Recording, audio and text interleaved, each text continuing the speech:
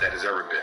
Our game was like poetry. Poetry in motion tonight. Iverson has Jordan. The crowd is into it. Gets two! I'm the answer. From top to bottom, it's a no-brainer. The 96 class is the best ever. Steve Nash! Oh, how did he do that? Marbury for the tie! Kobe Bryant was a once-in-a-generation player. 81-point game. That is greatness. That's Kobe Bryant. Definitely legendary.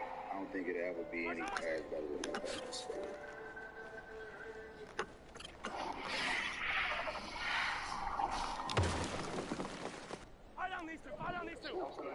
Am I allowed to shake people's hands? Do it one at a time? All right. Good to see you. 2 hours before the draft, we were taking a bunch of pictures. David Stern, he actually came in the back and met all the guys individually, one by one. Some of us were sitting down, some guys were behind us. It was by shaking everybody's hand. I was definitely nervous. This was something I dreamt about as a kid. The power of Commissioner Stern. He was somebody that you'd heard the stories about, how he built the game and grew the league. Pronounce it for me.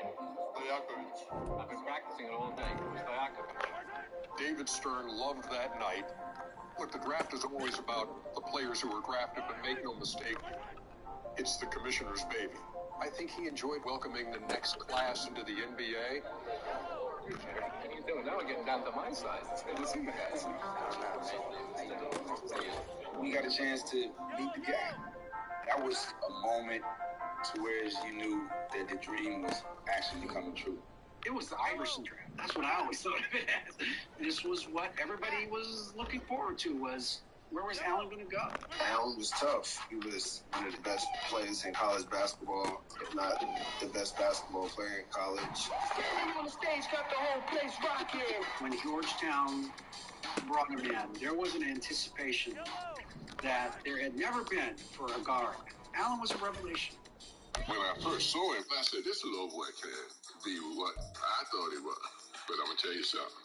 He was more. Worldwide on the scene, I'm a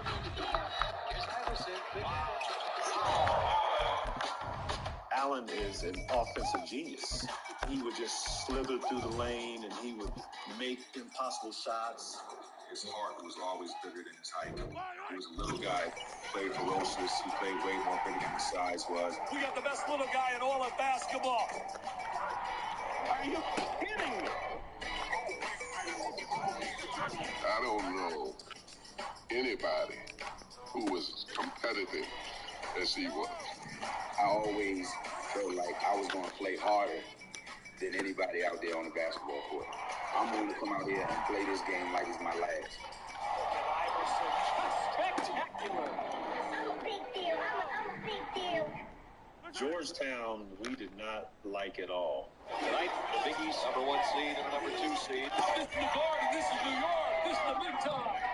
Me and Ray, we were rivals. We knew it was always going to be a dogfight every time we played against them. Big East Defensive Player of the Year working against the MVP in the league.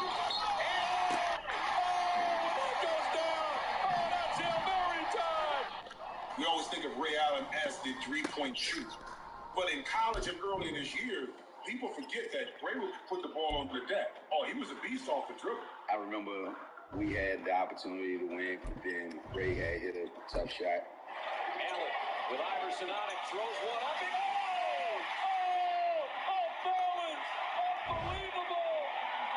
Connecticut wins their first Big East championship! Look at the celebration! Okay, here we go. You know, hoopers and hoopers, once you meet, it's like you already know each other because everyone knows what it is that you've done on the court or what you're doing on the court. So everybody respects and recognizes. We felt like we were the best draft class. Everyone knows what it is that you've done on the court or what you're doing on the court. So everybody respects and recognizes. We felt like we were the best draft class ever during that time. Like the class was pretty crazy. Right here. Big smiles, gentlemen. A record 36 underclassmen declaring for the upcoming draft. As a kid, wearing my outfits for Coach Thompson, my family. I decided to enter the NBA. I know a lot of people will be hurt, from this decision of mine. But excuse me.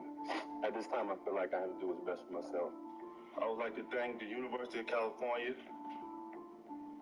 and especially Coach Bozeman,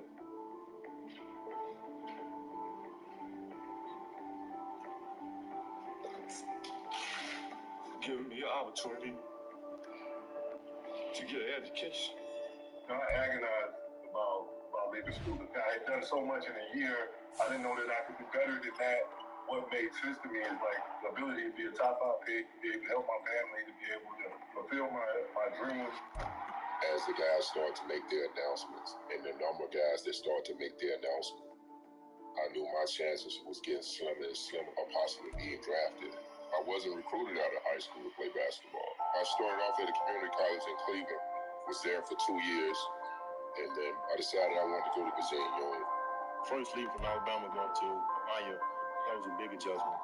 And coming here, everything just like sort of slowed down and fell in place. Just having a chance to play at a small historical black school, for me was completely awesome. My journey was different than those guys. So I knew my route was going to be different. That was a thick draft. It was tough, from top to bottom.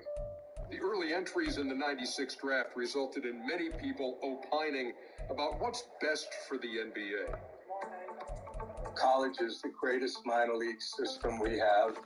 They might be ready athletically, but socially, physically, in a lot of ways, they're not really ready.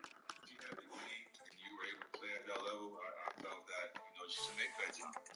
Us being grown men, we had to make big boy decisions. I really didn't care about what people were thinking during that time, especially when we were projected to go high. There wasn't anything to prove in college anymore. Well, it's not only the people in Philadelphia who thinks Allen Iverson will be hold on. Well, it's not just in Philadelphia that they think Allen Iverson will be the number 1 pick. It's pretty well conceded everywhere. First of all, a question to you, Allen. Should you be the number 1 pick? I think so. I don't think any player in the draft should feel that he shouldn't be the number 1 pick. So I definitely think I should be. I don't remember there being any argument about who was going number 1 that year. I mean, everybody knew it was going to be Allen. I knew I was going to be the number 1 pick, but I didn't know. You know what I mean? It was one of those feelings. The Sixers had won a grand total of 18 games in the 1995-96 season, second worst mark in franchise history. They had traded Charles Barkley in 1992 to kind of, restart, rebuild, whatever you want to call it. And it didn't turn out very well at all. I mean, it was just a series of very, very mediocre picks, other than Jerry Stackhouse, who was a good player, but not a franchise level player. I'll put it that way. How can a number 1 pick rejuvenate this franchise? It's a new attitude with a whole new ownership, new coaching, new management, new players, new arena. It's going to be a new spirit. Pac was a very effervescent character in a positive way. He was a great president for the Sixers at that time and kind of helped bring them back into relevance.